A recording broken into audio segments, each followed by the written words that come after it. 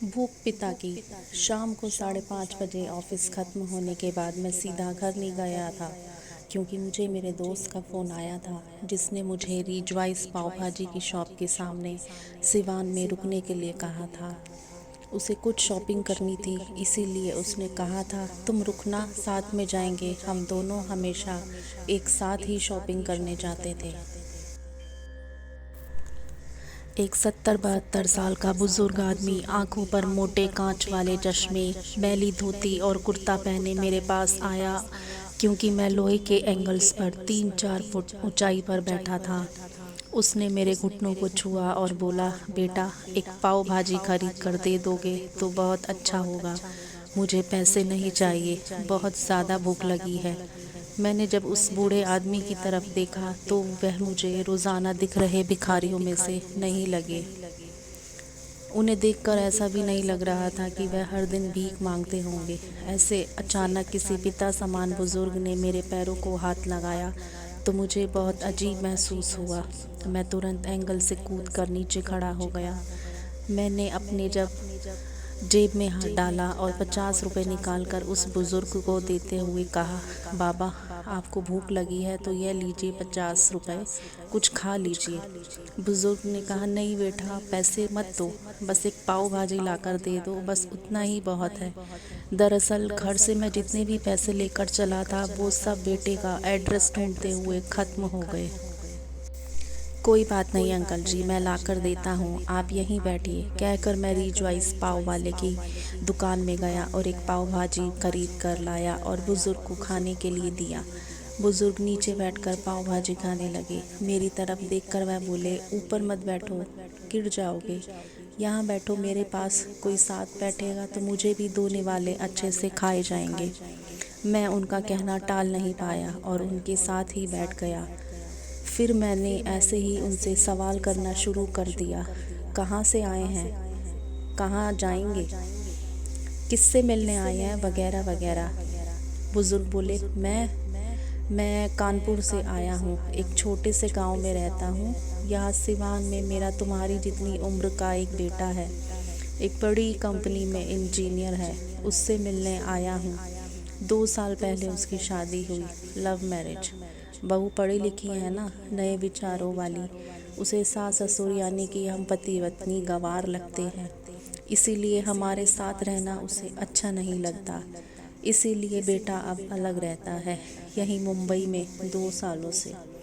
परसों मेरे इस मोबाइल पर उसका फ़ोन आया था, कह रहा था कनाडा में नौकरी मिली है उसे, बीवी को लेकर जा रहा है कनाडा 10 साल के लिए। यहाँ सिवान में था तो 6 महीने में एक बार आता था हम बूढ़े बूढ़ी को मिलने के लिए। अब इतने दूर प्रदेश जा रहा है, एक बार मिलने के लिए आओ बोला तो अब समय नहीं बचा है, यह बोला उसने। परसों फ्लाइट में बैठकर जाना है, कहता है। अब 10 साल के लिए जा रहा है, पता नहीं तब तक हम जिएंगे या मरेंगे। इसीलिए सोचा खुद ही जाकर उससे मिल लेता हूँ। कल शाम से एयरपोर्ट को ढूंढ रहा हूँ, लेकिन यहाँ के लोग कहते हैं इस एरिया में एयरपोर्ट है ही नहीं। बुजुर्ग ने एड्रेस वाली चिट्ठी मेरे हाथ में देते हुए कहा। उनकी बात सुनकर मैंने कहा, लोग सच कह रहे हैं, एयरपोर्ट यहाँ नहीं है, इंदौर में है। बुजुर्ग ने मेरी तरफ देखकर कहा, लेकिन परसों जब बेटे का फ़ोन आया था तो उसने यही पता लिखवाया था मुझे। लगता है यह फ़ोन भी ख़राब हो गया है, फ़ोन ही नहीं आ रहा है बेटे का। मैंने बताया था उसको कि मैं उससे मिलने आ रहा हूँ सिवान। कहते हुए बुजुर्ग ने एक मोबाइल मुझे देखने के लिए दिया। अब मेरे एक हाथ में चिट्ठी और एक हाथ में मोबाइल था। मैंने मोबाइल का बटन दबाकर देखा तो मोबाइल अच्छे से चल रहा था, मोबाइल में नेटवर्क भी पूरी तरह से आ रहा था। मैंने उनसे पूछा, आपने नहीं लगा के देखा फ़ोन बेटे को? मुझे कहाँ लगाना आता है बेटा फ़ोन, कोई फ़ोन करता है तो उठा लेता हूँ बस, उन्होंने कहा। मैंने रिसीव्ड कॉल में जाकर आखिरी आए नंबर पर कॉल किया तो 2 रिंग्स बजने के बाद कॉल कट कर दिया गया था। फिर मैंने एड्रेस की चिट्ठी खोल कर देखी। उसमें जहां हम बैठे थे वहीं का एड्रेस था, यानी कि जानबूझकर गलत एड्रेस दिया गया था। मैं समझ चुका था कि गलत पता देकर वह लड़का अपने माँ बाप को टाल रहा था और अब वह उनका फ़ोन भी नहीं उठा रहा था। मुझे यह भी मालूम पड़ चुका था कि वह जिस प्लेन में सवार हो चुका था वह प्लेन कभी भी उसके माँ बाप की दिशा में उड़ने वाला नहीं था। तब तक मेरा दोस्त वहाँ आ गया और बोला, चलो शॉपिंग करने चलते हैं। मैंने उसे 2 मिनट रुकने के लिए कहा और मैं बुजुर्ग की तरफ देखकर सोच में पड़ गया। मैं समझ नहीं पा रहा था कि अपने बेटे की तरफ से होने वाली धोखेबाजी को यह बुजुर्ग समझ नहीं पा रहे थे या फिर खुद का बच्चा उनके साथ ऐसा व्यवहार कर सकता है यह वो स्वीकार नहीं कर पा रहे थे। मैं बुजुर्ग से बोला, अब तक तो आपका बेटा जिस प्लेन में बैठा है वह उड़ चुका होगा। मुझे नहीं लगता कि अब आपकी उससे मुलाकात हो पाएगी। इसीलिए अच्छा यही होगा कि आप वापस अपने घर लौट जाएं और आंटी भी आपका इंतज़ार करती होंगी। मेरी बात सुनते ही अगले क्षण उनकी आंखें भर आई। आंसू भरी आंखों से वह मेरी तरफ देखने लगे। घर जाने के लिए भाड़े के पैसे देते हुए मैंने उनके हाथों पर हाथ रखा और पूछा, अंकल मैं कब से आपके हाथों में ये डब्बा देख रहा हूँ, क्या है इस डब्बे में?